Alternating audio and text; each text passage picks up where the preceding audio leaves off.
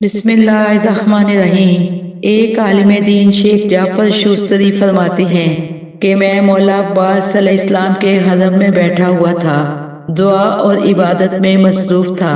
اتنے میں کیا دیکھا کہ ایک تابوت لایا گیا اور تابوت کے ساتھ ایک 12-13 سال کا لڑکا ہے۔ تابوت کو مولا کی زری اقدس کے پاس رکھ دیا گیا اور لڑکے نے مولا کی زری کو پکڑا اور کہنے لگا، مولا، اس ماں کے علاوہ دنیا میں میرے پاس کوئی بھی نہیں ہے، میری ماں کو شفا دے دیں۔ شیخ جعفر کہتے ہیں، میں نے لڑکے کی بلبلاہٹ دیکھی، دعا کی کتاب کو بند کیا اور آ کے بچے کو تھاما۔ بیٹا، ماں کی حالت دیکھ رہے ہو، اس کا بچنا بہت مشکل ہے، جا کے غسل و کفن کا انتظام کرو۔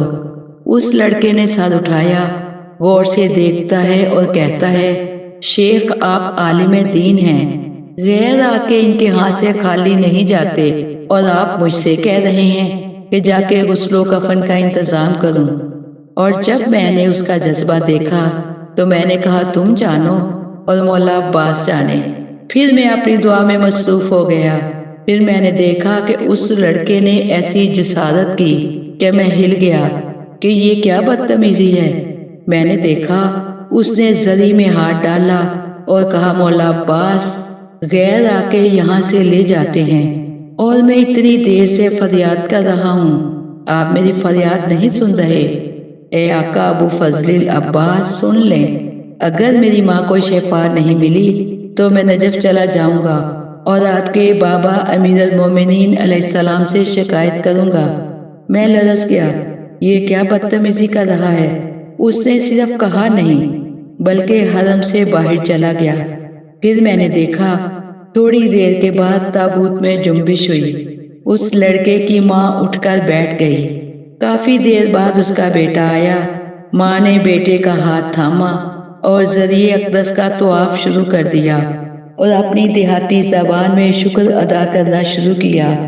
مشکور ابو الفضل، مشکور ابو الفضل، مشکور اخی زینب، مشکور ابو فضل، مشکور اخی زینب۔ اور جب طواف مکمل ہوا، ماں اور بیٹا حرم سے نکلنا چاہتے تھے کہ شیخ جعفر کہتے ہیں کہ میں نے لڑکے کا بازو تھاما۔ کیسے شفا ملی؟ لڑکا کہنے لگا، آپ ہی تو کہتے تھے کہ غسل و کفن کا انتظام کرو، دیکھا میں نے شفا لے لی۔ مانگنے کا سلیقہ ہونا چاہیے۔ میں نے پوچھا، یہ سب کیسے ہوا؟ اب لڑکا اپنا قصہ سناتا ہے، میں کربلا سے نکلا نجف جانے کے لیے، شہر سے باہر پہنچا، چاند قدم چلا تھا، دیکھا ایک گھڑ سوار آ رہا ہے اور آ کے پوچھتا ہے، کہاں جا رہے ہو؟ میں نے کہا کہ نجف جا رہا ہوں۔ وہ پوچھتے ہیں، کس لیے؟ میں نے کہا کہ مولا عباس کی شکایت کرنے کے لیے۔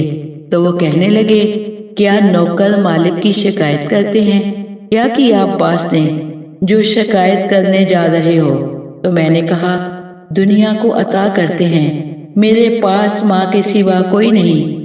میں نے بہت فریاد کی کہ میری ماں کو شفا دے دیں، لیکن وہ میری فریاد نہیں سن رہے۔ گھڑ سوار کہنے لگے، اچھی بات نہیں ہے، واپس چلا جا۔ لڑکا کہتا ہے، میں تو شکایت کر کے رہوں گا۔ وہ کہنے لگے، تیری ماں کو شفا مل چکی ہے۔ لڑکا کہنے لگا، اگر آپ کے کہنے سے واپس چلا جاؤں، اتنا راستہ آ چکا ہوں، اگر شفا نہ ملی ہو تو کہاں ملیں گے اتنے کریم آقا جو عطا بھی کریں اور چاہنے والوں کی نازبرداری بھی کرتے ہیں۔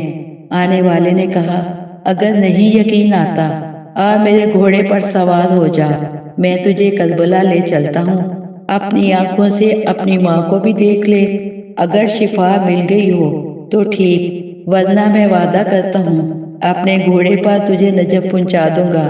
جو ہی انہوں نے یہ جملہ کہا، میں آگے بڑھا گھوڑے پر سوار ہونے کے لیے۔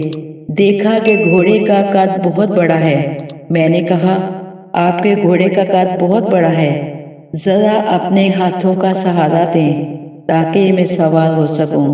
فرمایا، عباس کے نام پر مانگنے والے، تجھے پتا نہیں ہے کہ میرے بازو نہیں ہے۔ اس طرح مولا عباس سے میں نے ماں کے لیے شفا لے لی۔